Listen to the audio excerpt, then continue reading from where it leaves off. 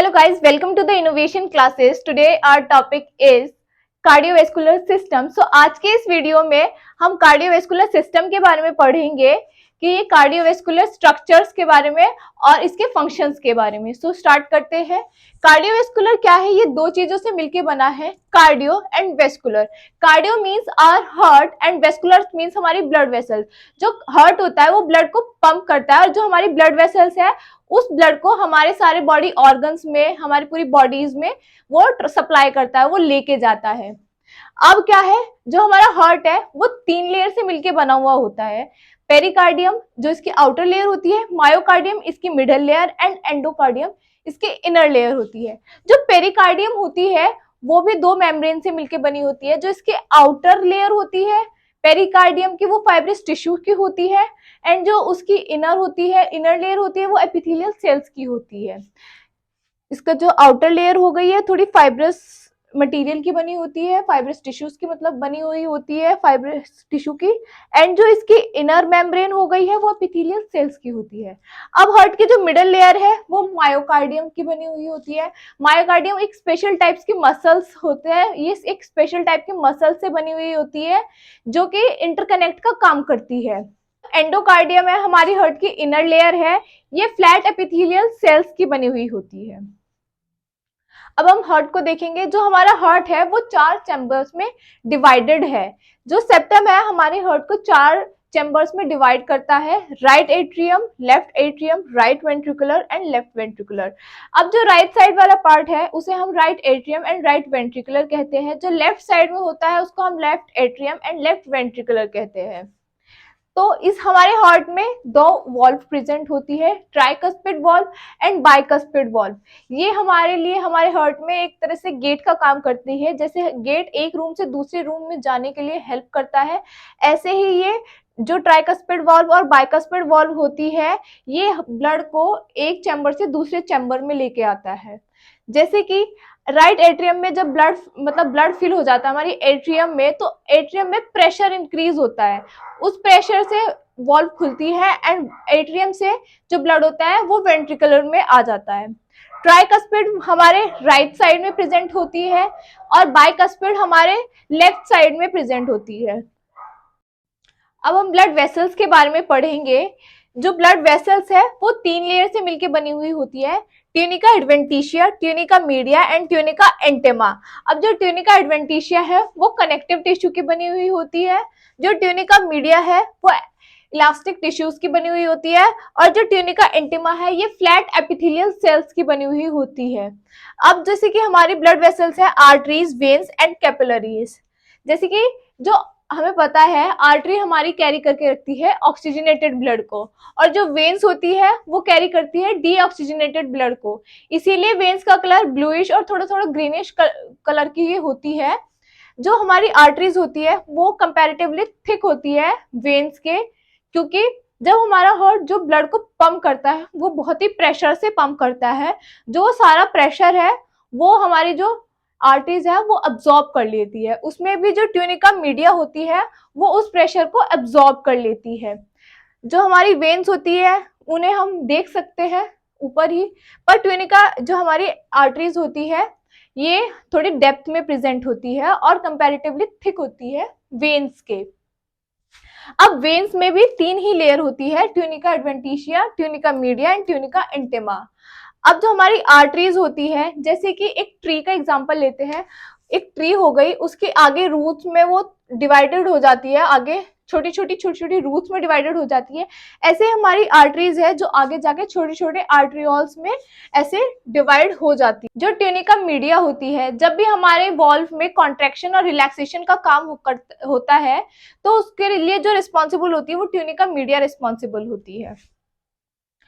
अब वेन्स हमारी deoxygenated blood को कैरी करती है। जैसे कि जो हमारी आर्टरीज है वो पूरी बॉडीज में ब्लड को लेकर जाती है और जो डीऑक्सीजनेटेड ब्लड है मतलब हमारे ऑर्गन्स में, तो उन सारे ऑर्गन से मतलब सारी सेल्स से, टिश्यू से जो डीऑक्सीजनेटेड ब्लड है उसको वो वापस हार्ट में लेके जाती है हमारी वेन्स। तो इसीलिए ये ब्लूइश कलर में होती है। जैसे कि ये सुपीरियर वेना कावा है और इंफीरियर वेना कावा है। जो इंफीरियर वेना कावा है, जो हमारी लोअर बॉडी से डीऑक्सीजनेटेड ब्लड होता है, वो हमारी लोअर बॉडी से इंफीरियर वेना कावा के थ्रू जाता है, और जो हमारे अपर बॉडी का डीऑक्सीजनेटेड ब्लड होता है वो सुपीरियर वेना कावा से हमारे हार्ट में जाता है। अब हमारी वेन्स में भी वॉल्व प्रेजेंट होती है। वॉल्व क्यों प्रेजेंट होती है? जैसे कि जब हमारी लोअर बॉडी से डीऑक्सीजनेटेड ब्लड को हार्ट में लेकर जाते हैं तो ग्रेविटी के थ्रू, अगर वो ऐसे ही ऊपर तो नहीं जाएगा, ग्रेविटी के थ्रू वो नीचे वापस जाएगा, तो बैक फ्लो ना हो, इसीलिए हमारी वॉल्व में भी, हमारी वेन्स में भी वॉल्व प्रेजेंट होती है। अब आता है capillaries. Capillaries flat epithelial cells की बनी हुई होती है। ये बहुत ही माइन्यूट होती है साइज में। जैसे कि जो ऑर्गन्स बहुत ही छोटे छोटे जो हमारे बॉडीज के ऑर्गन होते हैं, जहाँ पे वेन्स और आर्टरीज जो है ब्लड फ्लो नहीं करा सकती, पर उन ऑर्गन्स को ब्लड सप्लाई चाहिए होता है, तो वहां पे जो ब्लड का फ्लो बनाती है वो कैपिलरीज कराती है, ब्लड को लेकर जाती है, वो कैपिलरीज के थ्रू जाती है। अब कैपिलरीज क्या करती है? जो कि आर्टरीज और हमारे वेन्स के बीच में जो कनेक्शन का एक तरह से कनेक्ट कराती है, वो कैपिलरीज के थ्रू होता है। ठीक है, जो अब हम इसको थोड़ा सा एक और बार रिवाइज कर लेते हैं हमारी ब्लड वेसल्स को। ब्लड वेसल्स में क्या होता है? ये 3 लेयर से मिलकर बनी हुई होती है, tunica adventitia, tunica media, tunica intima. Veins में भी यही 3 लेयर प्रेजेंट होती है। अब आर्टरीज क्या होती है? आर्टरीज में सबसे बड़ी होती है एओर्टा, और हमारी जो ब्लड वेसल्स है उसमें सबसे छोटी होती है कैपिलरीज। जो आर्टरीज होती है वो आगे जाके ब्रांचेज में डिवाइडेड हो जाती है, जिसको आर्टरीओल्स कहते हैं। आर्टरीओल्स कहते हैं, ये कंपैरेटिवली थिक होती है वेन्स के, क्योंकि जब हमारा हार्ट ब्लड को पंप कराता है तो वो हमारा सारा जो बहुत ही प्रेशर से पंप कराता है, तो सारा प्रेशर जो है वो ट्यूनिका मीडिया वाली लेयर आर्टरी की उसको एब्जॉर्ब कर लेती है। अब वेन्स क्या है? कैरी करती है डीऑक्सीजनेटेड ब्लड, आर्टरीज करती है हमारी ऑक्सीजनेटेड ब्लड को कैरी, और कैपिलरीज करती है हमारी ब्लड को उन जगह पे सप्लाई जो कि बहुत छोटे छोटे होते हैं, जहां पे मतलब वेन्स और आर्टरीज नहीं जा सकती, तो उसके लिए होती है कैपिलरीज ब्लड सप्लाई करने के लिए। अब जो हमारी वेन्स होती है वो हार्ट में जो ऊपर की तरफ जो हमारी अपर बॉडी होती है, वो डीऑक्सीजनेटेड ब्लड जो ऑर्गन से वापस हार्ट में लेके जाती है, वो सुपीरियर वेना कावा के थ्रू जाती है, और जो हमारी लोअर बॉडी का डीऑक्सीजनेटेड ब्लड ऑर्गन से हार्ट में जाता है, वो इंफीरियर वेना कावा के थ्रू जाता है हार्ट में। ठीक है, अब हम पढ़ेंगे हार्ट के सर्कुलेशंस के बारे में। The heart pumps into 2 automatically separate system of blood vessels. Heart pump करता है 2 automatically separate system of blood vessels में। फर्स्ट है पल्मोनरी सर्कुलेशन, सेकंड है सिस्टमिक सर्कुलेशन। पल्मोनरी सर्कुलेशंस का मतलब क्या होता है? Pulmonary means lungs. अब जैसे कि हम डायग्राम बनाया है, जो राइट साइड है वो ब्लू कलर की है, इट मींस इसमें डीऑक्सीजनेटेड ब्लड है, और जो हमारी लेफ्ट साइड है वो रेड में है, इट मींस ये ऑक्सीजनेटेड ब्लड है। अब पल्मोनरी सर्कुलेशंस में क्या होता है? Right side of the heart pumps blood to the lungs. अब जो हमारी राइट साइड है, राइट साइड का जो ब्लड है वो हार्ट ब्लड को पंप करता है, और पंप करके लंग्स में लेकर जाता है। अब जो वो लंग्स में गया, गैस एक्सचेंज प्रोसेस होता है लंग्स में, CO2 एक्सेल आउट हो जाता है और ऑक्सीजन इनहेल होता है। तो इसी प्रोसेस के थ्रू जब हमारा हार्ट है, जो हार्ट ने ब्लड को पंप किया है, पंप करके वो लंग्स में लेकर गया है, तो जो ब्लड है वो कलेक्ट कर लेता है ऑक्सीजन को फ्रॉम द एयर सैक। अब हमारे ब्लड ने ऑक्सीजन को कलेक्ट कर लिया है एयर सैक में से, और जो एक्सेस CO2 है वो डिफ्यूज हो गया है into the air sac for exhalation में। जो हमारा कार्बन डाइऑक्साइड है वो एक्सेल आउट हो गया है लंग्स के एयर सैक में से डिफ्यूजन के प्रोसेस के थ्रू। तो अब जो ये ऑक्सीजनेटेड ब्लड है ये वापस से हार्ट में जाएगा लेफ्ट साइड में। ये हो गया पूरा पल्मोनरी सर्कुलेशन। अब जो सिस्टमिक सर्कुलेशन है, left side of the heart pumps blood into the systemic circulation which supplies the rest of the body. अब जो हमारी लेफ्ट साइड है वो पंप करती है ब्लड को सिस्टमिक सर्कुलेशन में। It means left side of the blood, left side से ब्लड पंप होकर हमारे सारे बॉडी ऑर्गन्स में जाता है, सेल्स में जाता है, टिश्यूज में जाता है।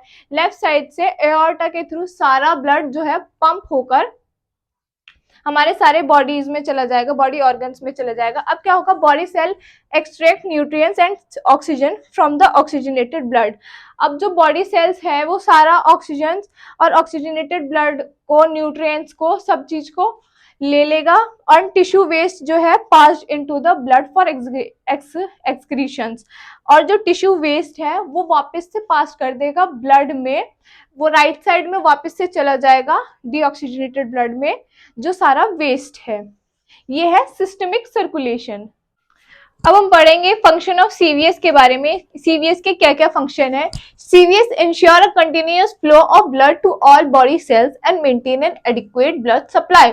अब सीवीएस इंश्योर करता है कि कंटिन्यूअस फ्लो बना रहे ब्लड का सारे बॉडी सेल्स में, हमारे पूरी बॉडी ऑर्गन्स में एक कंटिन्यूअस फ्लो है वो बना रहे ब्लड का हमारे सारे बॉडी सेल्स में और बॉडी में। And maintain adequate blood supply, मतलब कि जितनी जितनी जरूरत हमारी बॉडी में ब्लड सप्लाई की है उतना उतना अमाउंट, उतना उतना एडिक्वेट ब्लड सप्लाई वो मेंटेन कर सके। ट्रांसपोर्ट करता है ऑक्सीजन को, न्यूट्रिएंट्स को, हार्मोन्स को and remove CO2। CVS transport करता है ऑक्सीजन को, न्यूट्रिएंट्स को, हार्मोन्स को एंड रिमूव करता है CO2 को। CO2 को कैसे रिमूव करता है, हमने पल्मोनरी सर्कुलेशंस में पढ़ा था। एंड वेस्ट प्रोडक्ट को, जैसे कि यूरिन है, इनको एक्सक्रीट आउट कराता है। Protect the body from infection and blood loss, हमारी बॉडी को इन्फेक्शन से बचाता है। इन्फेक्शन से कैसे बचाता है, हमारे जो ब्लड है वो WBC, RBC और प्लेटलेट्स इन सबको कंटेन करके रखता है। जो WBC है सबको पता है, व्हाइट ब्लड सेल्स है हमारे एंटीबॉडीज जो मतलब इन्फेक्शन से फाइट करती है, तो वे हमें इन्फेक्शन से बचा के रखता है। एंड ब्लड लॉस से कैसे, जो प्लेटलेट्स है वो ब्लड क्लोटिंग का काम करती है, तो इसलिए वो ब्लड लॉस से होने से भी बचाता है। मेंटेन थर्मोरेगुलेशन, थर्मोरेगुलेशन का मीन्स ये है, हमारे जो बॉडी में है वो जब हमारी बॉडी में ब्लड फ्लो होता है तो एक पूरा एक कांस्टेंट हीट हमारी बॉडी की बना के रखे, हमारी बॉडी में जो हीट है उसको मेंटेन करके रख सके। हमें हमारा जो बॉडी नॉर्मल टेम्परेचर है 98.6 डिग्री फ़ारेनहाइट है, इसको वो मेंटेन करके रख सके CVS. Maintain fluid balance in the body, हमारी जो बॉडी में है फ्लूइड बैलेंस को बना के रखता है जिससे कि हमारी बॉडी में डिहाइड्रेशन ना हो। तो ये सब फंक्शंस है सीवीएस के। So thank you class. If you like our video, please like, share and subscribe our channel. Thank you.